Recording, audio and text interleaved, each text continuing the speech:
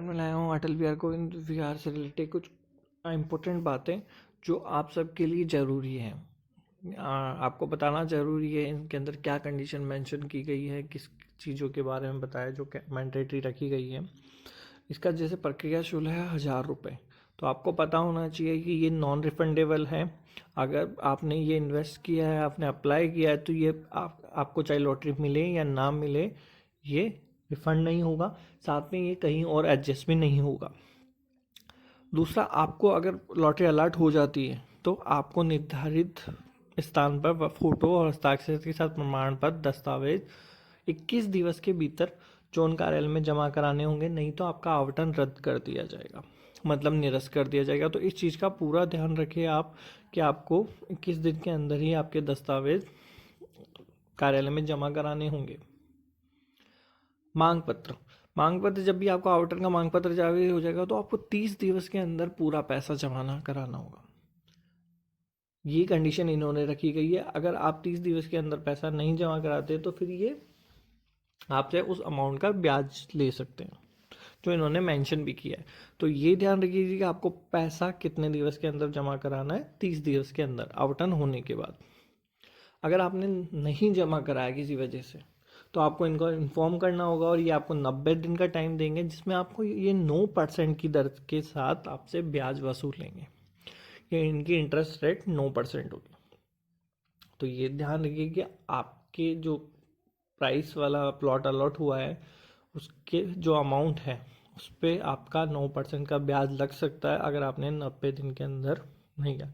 अगर आपको 120 दिन हो जाते हैं, लगभग 4 महीने हो जाते हैं और आपने पैसे नहीं जमा कराए, तो ये याद रख लीजिए कि आपका आवंटन निरस्त हो जाएगा।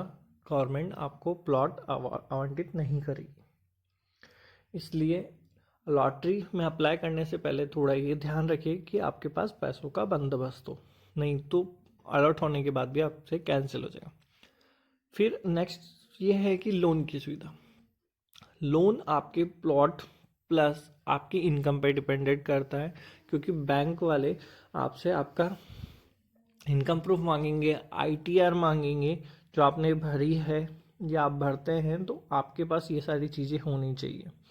अगर आपने आईटीआर नहीं भरी है तो बैंक आपको एलिजिबल नहीं मानेगा।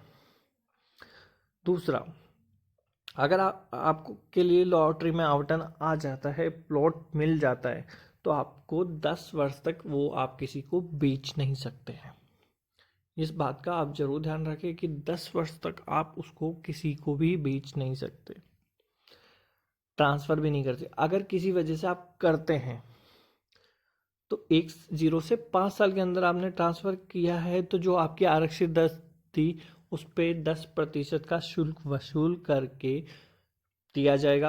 अगर 5 से 10% के बीच में किया, 10 साल के बीच में किया जाता है तो आपको 5% शुल्क वसूल किया जाएगा आरक्षित दर पर।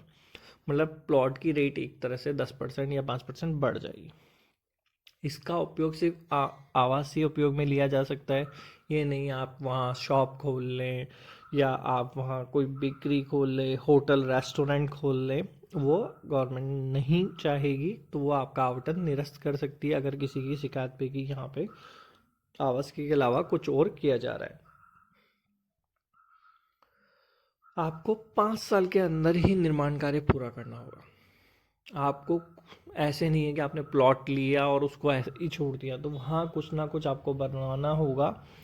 याद रहे, आप 1 कमरे 2 कमरे भी बना सकते हैं रहने लायक, ताकि आप गवर्नमेंट को ये बोल सकते हैं कि हमने बनवा दिया। अगर बिल्कुल भी नहीं बना हुआ है तो आपका आवंटन निरस्त कर दिया जाएगा।